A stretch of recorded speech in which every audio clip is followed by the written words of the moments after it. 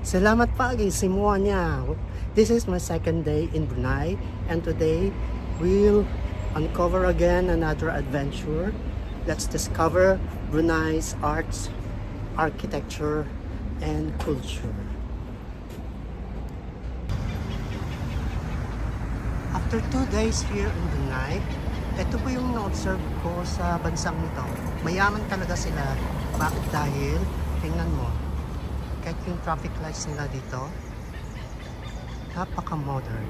And wala pong traffic enforcer. Siguro, modernize na yun bang automatic. Iiwan sa'yo pag meron kang violation. I don't know, siguro ganun. And wala pong mga wirings. Tingnan mo, ang ganda-ganda, ang linis. Siguro nasa ilalim ng lupa yung mga wirings. Ang ganda.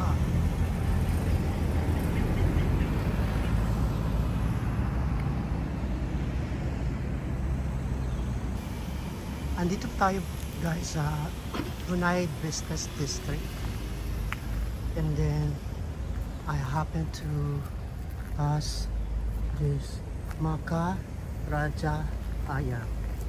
Napaka-historic pa lang itong parang monument na to. And then we'll see kung anong story na meron dito.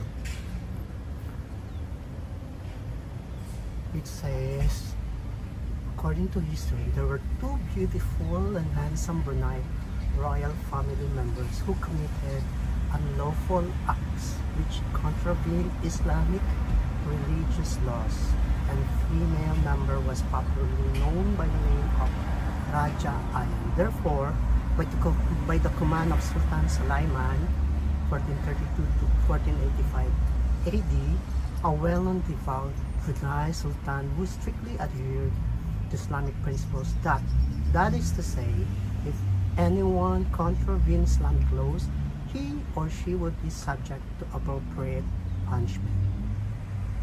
Oh, ito pala yung story nito guys.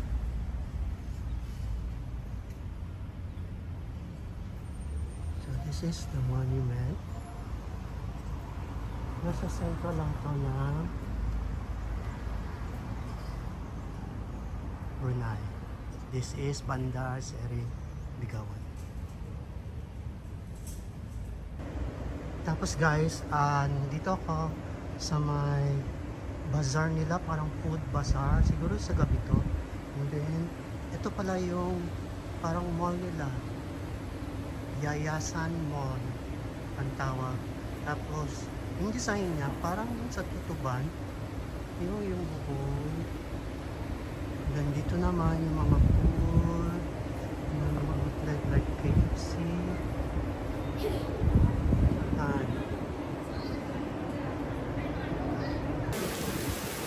Dito tayo sa may bukod ng Yayasan Mall. And ito po yung ito pala yung Jalan Masjid Dua ng ating site.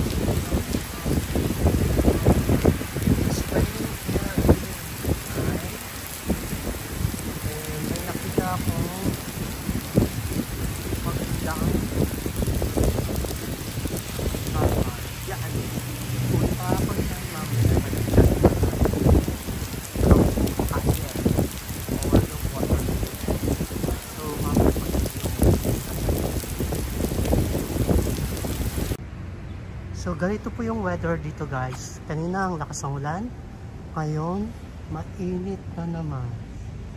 And we are here sa tinatawag nilang Kampung Ayer or Water Village.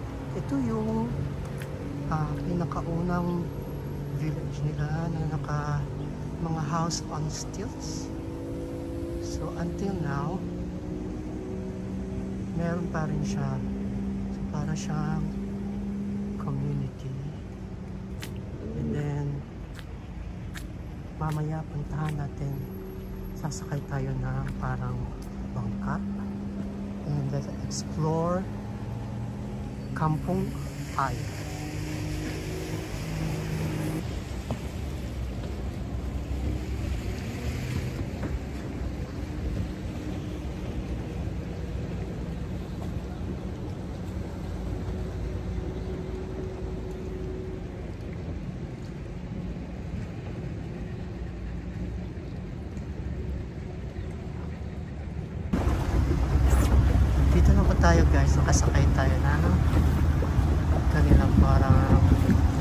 waters back up.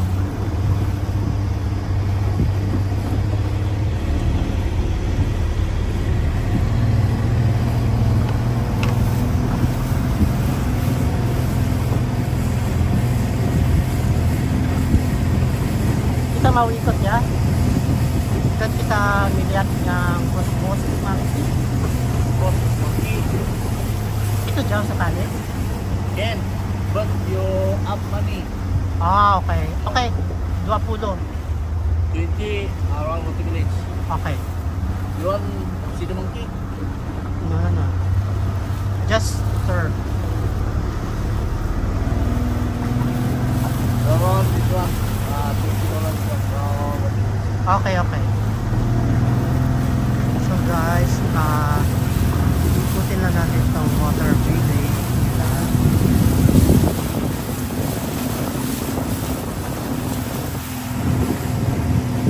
Tingnan natin kung anong itsura ng mga bahay-bahay.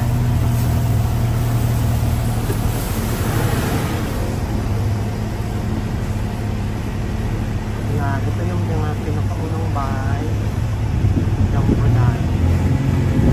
Ayun, may naka-aircon pa.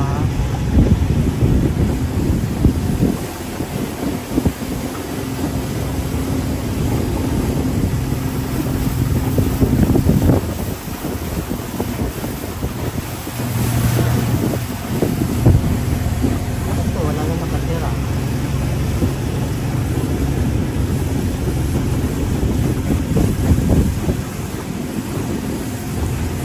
If it rains so hard, the water will not rise up? Yes. Okay.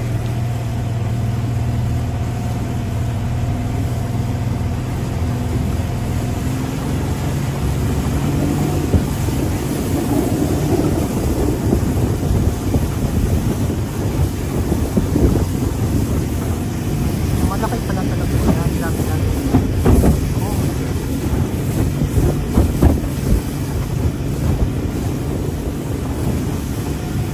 Ang ganda ng oh,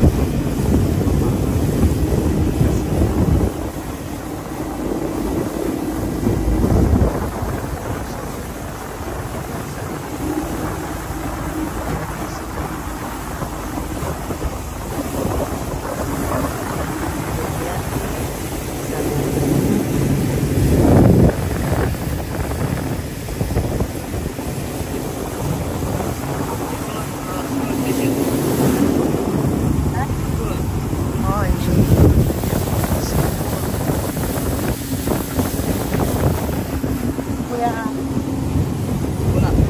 sekolah ya.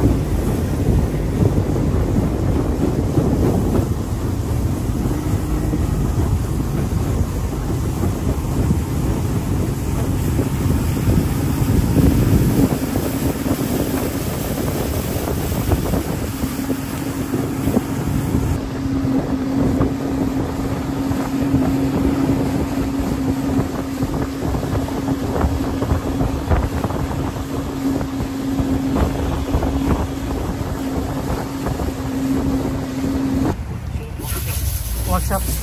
Okay. Ito daw yung workshop. Oh, Yamaha. So, safe workshop. Okay. Workshop for... Engine. Okay. Engine boot. Suzuki. Okay, motor. So, lahat pala dito guys, mix. May bahay. May mga workshop, may school. Ada bangko? Ada bangkir? Monkey ada. Oh, yeah. Bisa na. Pangki sana.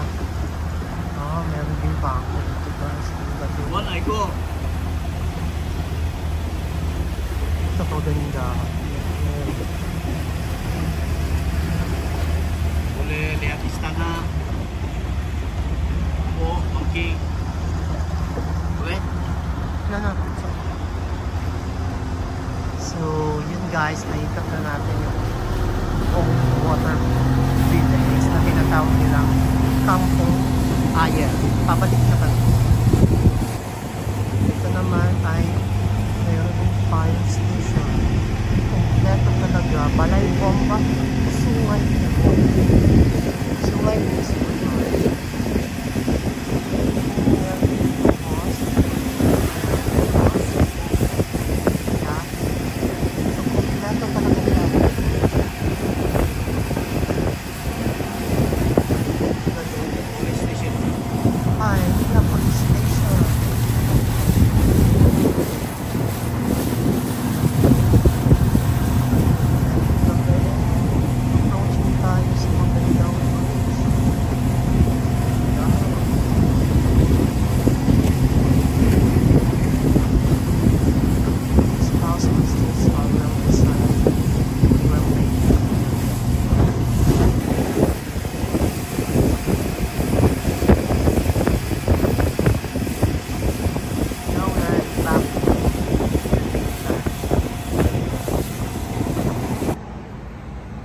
So guys, nandito na tayo sa isa pa nilang magandang tourist destination. Ito po yung palace na tinatawag nila. So, tara, tingnan natin kung gaano kalawak yung kanilang palace.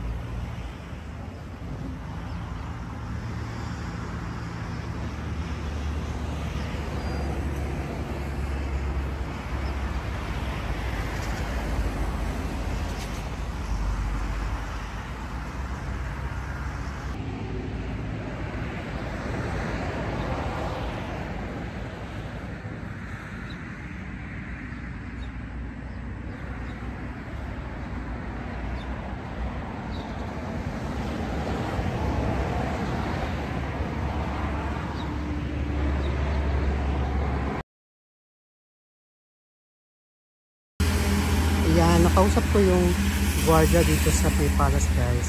Nagdidilig pala ng halaman ay mga Pilipino. Hindi pala ang taga-tunda.